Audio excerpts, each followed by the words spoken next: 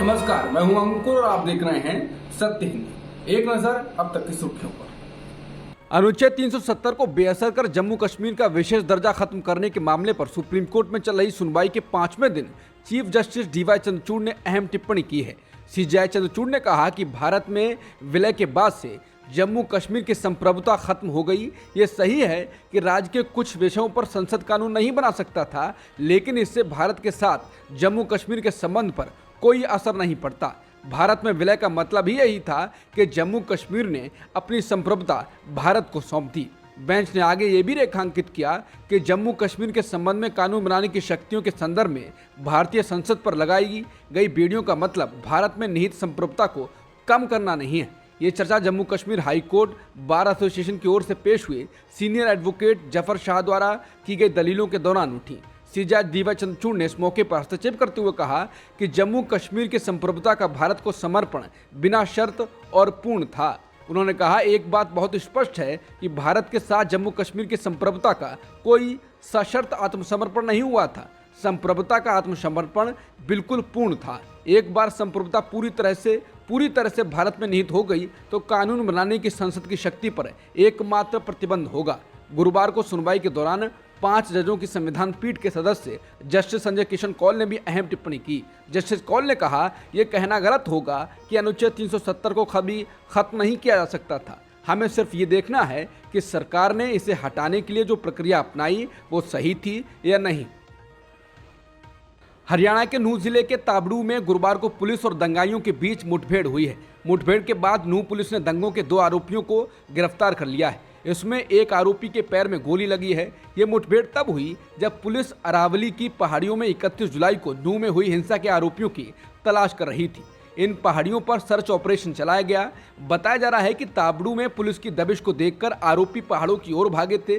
Police सूत्रों ने कहा है कि हमें सूचना मिली थी कि 2 दंगाई राजस्थान के रास्ते ताबड़ू से होते हुए नूंह आ रहे हैं। इसके बाद पुलिस की टीम ने उन्हें ताबड़ू की पहाड़ी में रोकने की कोशिश की। पुलिस को देख आरोपियों ने फायरिंग शुरू कर दी। पुलिस के प्रवक्ता कृष्ण कुमार ने कहा है कि दोनों तरफ से 4 से 5 राउंड फायरिंग हुई है। ये मुठभेड़ करीब 1 घंटे तक चली है। पुलिस ने बताया कि गिरफ्तार आरोपियों के नाम गावरका निवासी मुनफेद और सैकुल हैं। इन दोनों आरोपियों के पास से पुलिस ने अवैध देसी कट्टा, कारतूस और बाइक बरामद किया है।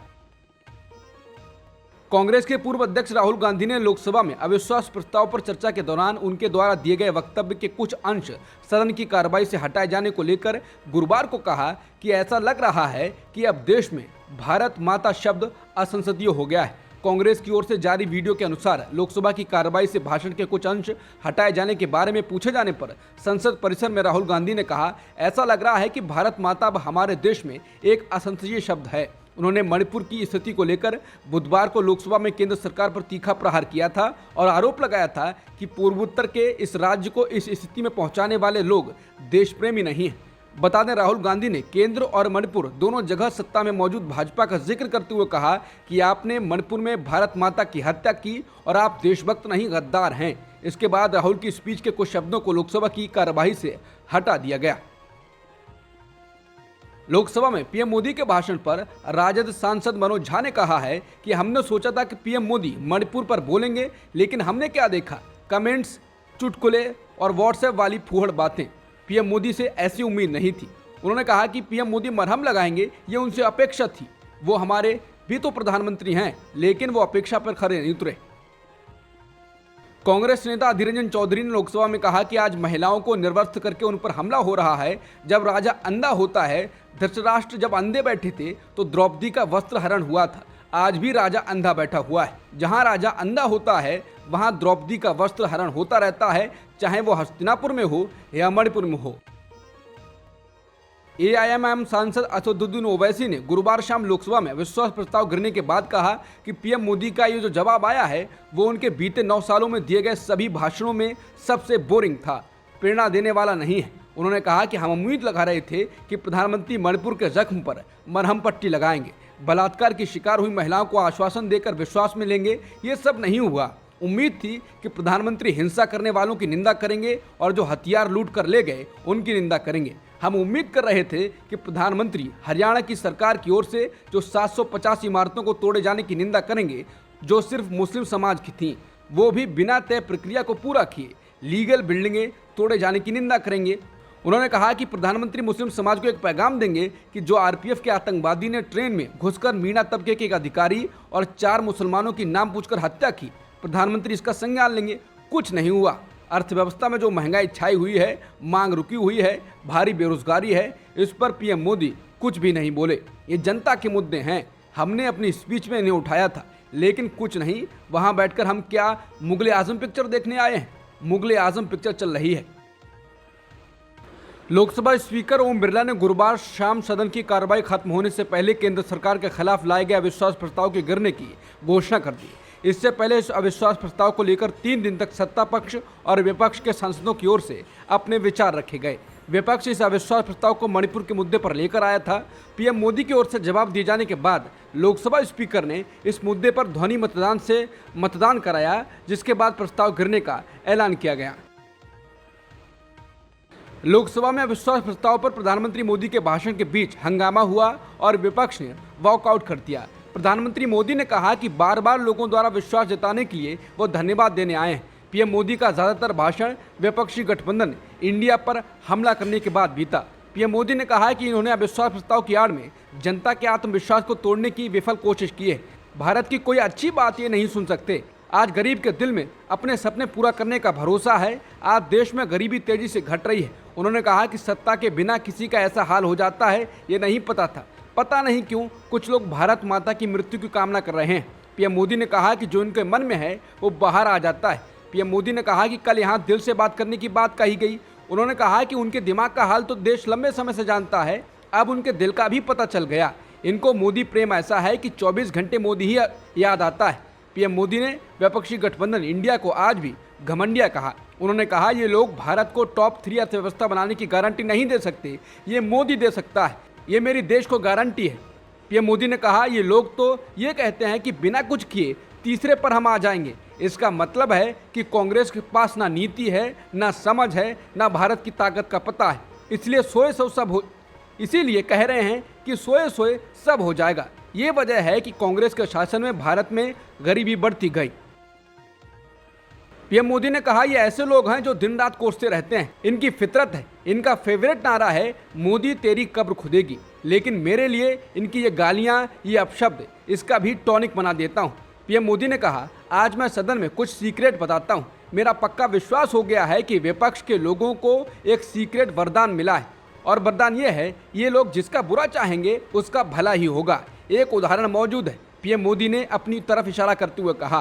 पीएम मोदी ने कहा कि 2028 में जब आप अविश्वास प्रस्ताव लेकर आएंगे तब देश टॉप 3 में होगा। ये देश का विश्वास है। उन्होंने कहा कि हमारे विपक्ष की फितरत में अविश्वास भरा पड़ा है। पीएम मोदी ने कहा कि भारत के लोगों का कांग्रेस के प्रति नो कॉन्फिडेंस का भाव बहुत गहरा गया है। उन्होंने कहा कि कांग्रेस अपने घमंड से इतनी चूर हो गई है कि उसको जमीन दिखाई तक नहीं देती है। देश के कई हिस्सों में कांग्रेस को जीत दर्ज करने में अनेक दशक लग गए हैं। तमिलनाडु में कांग्रेस आखिरी बार 1962 में जीती थी। 61 वर्षों से तमिलनाडु कह रहा है कि कांग्रेस नो कॉन्फिडेंस। बंगाल में उन्हें 1972 में मिली थी। 51 सालों से बंगाल वाले लोग कह रहे हैं Congress no confidence. UP, Bihar और गुजरात पिछले 38 वर्षों से कांग्रेस से कह रहा है नो कॉन्फिडेंस। पीएम मोदी ने विपक्षी गठबंधन इंडिया को लेकर कहा कि कुछ दिनों पहले बेंगलुरु में मिलजुल कर 1.5-2 दशक पुराने यूपीए का क्रियाक्रम किया गया, उसका अंतिम संस्कार किया गया। लोकतांत्रिक व्यवहार के मुताबिक हमको सहानुभूति व्यक्त करनी चाहिए थी, लेकिन देरी में मेरा कसूर नहीं है, क्योंकि आप खुद ही एक और यूपीए का क्रियाक्रम कर रहे थे तो दूसरे का जश्न मना रहे थे। खंडहर पर नया प्लास्टर लगाने का आप जश्न मना रहे थे, नया पेंच लगाने का। दशकों पुरानी खटारा गाड़ी को इलेक्ट्रिक व्हीकल बनाने के लिए इतना बड़ा मजमा लगाया गया था। मजमा खत्म होने से पहले ही क्रेडिट लेने के लिए सिर्फ उटप्पल हो गया।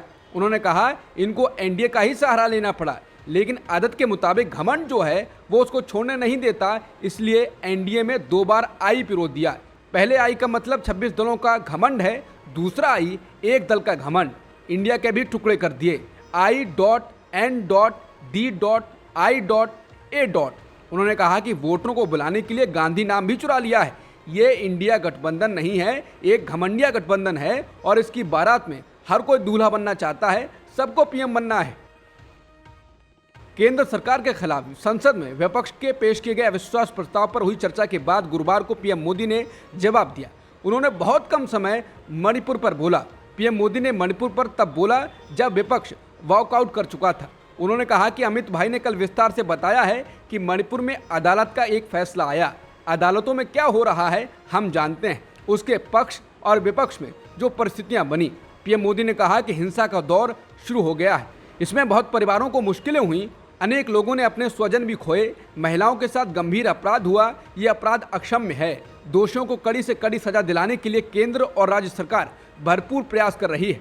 मैं देश के सभी नागरिकों को आश्वस्त करना चाहता हूं कि जिस तरह प्रयास चल रहे हैं, शांति का सूरज जरूर उगेगा। पीएम मोदी बोले, मैं मणिपुर के लोगों से भी आग्रह करना चाहता हूं, वहां की माताओं और बेटियों से कहना चाहता हूं कि देश आपके साथ है, ये सदन आपके साथ है। हम सब मिलकर इस चुनौती का समाधान निकालेंगे, वहां फिर से शांति होगी। मैं मणिपुर के लोगों को विश्वास दिलाता हूं कि मणिपुर एक बार फिर विकास के रास्ते पर तेज गति से आगे बढ़े, उसमें प्रयासों में कोई कसर नहीं छोड़ी जाएगी। पीएम मोदी ने अविश्वास प्रस्ताव का जवाब देते हुए कहा कि अविश्वास प्रस्ताव हमारी सरकार का फ्लोर टेस्ट नहीं है, बल्कि उन्हीं का है। पीएम मोदी ने कहा कि हुआ भी वही, जब मतदान हुआ तब विपक्ष के पास जितने वोट थे उतने वोट वो जमा नहीं कर पाए। इतना ही नहीं, जब हम जनता के पास गए, जनता ने भी इसके लिए नो कॉन्फिडेंस घोषित कर दिया। एनडीए और बीजेपी को भी ज़्यादा सीटें मिली। उन्होंने कहा कि एक तरफ से विपक्ष का अविश्वास प्रस्ताव हमारे लिए शुभ होता है। 2024 के चुनाव में पुराने सारे रिकॉर्ड तोड़कर जनता के आशीर्वाद से हम वापस आए। विपक्ष के प्रस्ताव पर यहाँ काफ़ी चर्चा हुई। अच्छा होता कि सत्र की शुरुआत के बाद से ही विपक्ष ने गंभीरता के साथ सदन की कार्रवाई में हिस्सा लिया होता। पीएम मोदी का भाषण अभी भी जारी है। उन्होंने कहा कि विपक्ष ने सिद्ध कर दिया है कि देश से ज्यादा उनके लिए दल है। मैं समझता हूं कि आपको गरीब की भूख की चिंता नहीं है, सत्ता की भूख की है। आपको देश के युवाओं के भविष्य की चिंता नहीं, खुद के राजनीतिक भविष्य की चिंता है। पीएम मोदी ने कहा कि इस अविश्वास प्रस्ताव पर भी आपने कैसे चर्चा की। फील्डिंग विपक्ष ने बनाई थी, लेकिन चौके छक्के बीजेपी की ओर से लगे। इधर से सेंचुरी हो रही है, उधर से नो बॉल हो रही है।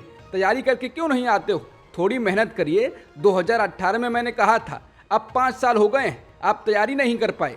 क्या हाल है आपका? आप ये मत भूलिए, देश आपको देख रहा है, लेकिन हर बार देश को आपने निराशा के सिवा कुछ नहीं दिया है। उन्होंने कहा कि विपक्ष के रवैये पर कहूंगा कि जिनके वही खाते बिगड़े हुए हैं, वो भी हमसे हमारा हिसाब मांगते हैं। कांग्रेस पार्टी ने गुरुवार को दावा किया है कि पीएम मोदी ने संसद में अविश्वास प्रस्ताव पर जवाब देते हुए मणिपुर पर सिर्फ 2 मिनट लंबा जवाब दिया। कांग्रेस नेता सुप्रिया श्रीनेत ने अपने ट्विटर अकाउंट पर लिखा, मणिपुर पर पीएम मोदी 6:44 पर बोलना शुरू किया और 6:40 पर वो खत्म कर देते हैं। 100 दिन से जलते मणिपुर पर 2 मिनट बोले इस देश के प्रधानमंत्री और ठीकरा न्यायालय पर फोड़कर इधर उधर की बात करने लगे। इससे पहले कांग्रेस समेत विपक्ष के तमाम सांसदों ने सदन से वॉकआउट किया। उन्होंने कहा कि इंडिया गठबंधन को बाहर निकलना पड़ा ताकि प्रधानमंत्री मणिपुर पर बोल सकें।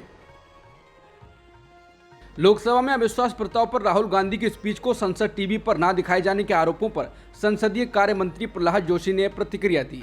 मीडिया से बात करते हुए उन्होंने कहा कि संसद टीवी ना तो स्पीकर के हाथ में है और ना ही हमारे। जोशी ने कहा कि किसी सांसद के भाषण से असंसदीय शब्दों को हटाना दशकों से चली आ रही सामान्य संसदीय परंपरा है, ये आज शुरू नहीं हुई है। बता दें, कांग्रेस ने संसद टीवी पर आरोप लगाते हुए कहा था कि लोकसभा में जब पार्टी के नेता राहुल गांधी बोल रहे थे तब ज्यादातर वक्त कैमरा उन पर नहीं था। कांग्रेस के मुताबिक राहुल गांधी जब बोल रहे थे तब उन पर 40% से कम वक्त कैमरा रहा था। कांग्रेस महासचिव जयराम रमेश ने कहा कि राहुल गांधी 37 मिनट बोले, लेकिन संसद टीवी के कैमरे ने उन्हें सिर्फ 14 मिनट 37 सेकंड दिखाया। इसके अलावा लोग स्मृति ईरानी के भाषण की बात कर रहे हैं, जिनको संसद टीवी में बहुत अधिक दिखाया गया। देश की न्यायपालिका और कार्यपालिका एक बार फिर नए टकराव की ओर बढ़ रही है। ये टकराव चुनाव आयोग चयन समिति से सुप्रीम कोर्ट के चीफ जस्टिस के नाम हटाने को लेकर है। केंद्र सरकार एक ऐसा विधेयक लाई है जो सीजीआई को देश के शीर्ष चुनाव अधिकारियों की नियुक्ति प्रक्रिया से बाहर कर देगा। मुख्य चुनाव आयुक्त और अन्य चुनाव आयुक्त विधेयक 2023 गुरुवार को राज्यसभा में पेश किया जा रहा है। इसमें प्रस्ताव है कि मतदान अधिकारियों की नियुक्ति राष्ट्रपति द्वारा एक पैनल की सिफारिश पर की जाएगी। प्रधानमंत्री, लोकसभा में विपक्ष के नेता और प्रधानमंत्री द्वारा नामित केंद्रीय कैबिनेट मंत्री इसके सदस्य होंगे। प्रधानमंत्री पैनल की अध्यक्षता करेंगे। अभी तक इस समिति में चीफ जस्टिस भी हैं, लेकिन जब ये विधेयक कानून बन जाएगा तो चीफ जस्टिस इस समिति का हिस्सा नहीं होंगे। आरबीआई की मौद्रिक नीति समिति की बैठक के बाद रेपो रेट में कोई भी बदलाव नहीं करने का फैसला किया गया है। बता दें, देश में लगातार महंगाई बढ़ती जा रही है। अब वो चाहे हरी सब्जियों की बात हो या फिर घर के राशन की, महंगाई को कंट्रोल करने के लिए आरबीआई ने लगातार तीसरी बार नीतिगत दरों में कोई बदलाव नहीं किया। हालांकि आरबीआई गवर्नर ने कहा कि इस वित्त वर्ष खुदरा महंगाई 5.4% की दर से बढ़ेगी। बता दें, रेपो रेट वो दर होती है जिस पर आरबीआई दूसरे बैंकों को कर्ज देता है। अगर रेपो रेट बढ़ाई जाती है तो बैंकों को रिजर्व बैंक से महंगी दर पर कर्ज मिलता है, जिसके चलते लोन लेने वालों की मुश्किलें बढ़ जाती हैं। राष्ट्रपति आरिफ अलवी ने निवर्तमान प्रधानमंत्री शहबाज शरीफ की सलाह पर बुधवार आधी रात को नेशनल असेंबली यानी एनए को भंग करने को मंजूरी दे दी, जिससे वर्तमान सरकार के कार्यकाल का अंत हो गया। पाकिस्तान के द डॉन अखबार ने जानकारी दी, असेंबली को भंग करने की अधिसूचना एवान ए सदर ने जारी की थी, जिसमें कहा गया था कि एनए को संविधान के अनुच्छेद 58 के तहत भंग कर दिया गया है। अनुच्छेद 58 के अनुसार यदि राष्ट्रपति प्रधानमंत्री की सिफारिश के बाद 48 घंटे के भीतर विधानसभा को भंग करने में विफल रहते हैं तो विधानसभा खुद ही भंग हो जाती है। इस बीच प्रधानमंत्री शहबाज और नेशनल असेंबली में विपक्ष के नेता के पास कार्यवाहक प्रधानमंत्री का नाम तय करने के लिए संविधान के अनुसार अब 3 दिन का समय है, लेकिन अगर वो किसी नाम पर सहमत होने में नाकाम रहते हैं तो मामला स्पीकर द्वारा गठित एक समिति के पास भेजा जाएगा, जिसे 3 दिनों के भीतर अंतरिम पीएम के लिए एक नए नाम को अंतिम रूप देना होगा। अब तक की खबरों में इतना ही। बाकी खबरों के लिए बने रहिए सत्यहिंदी.com के साथ।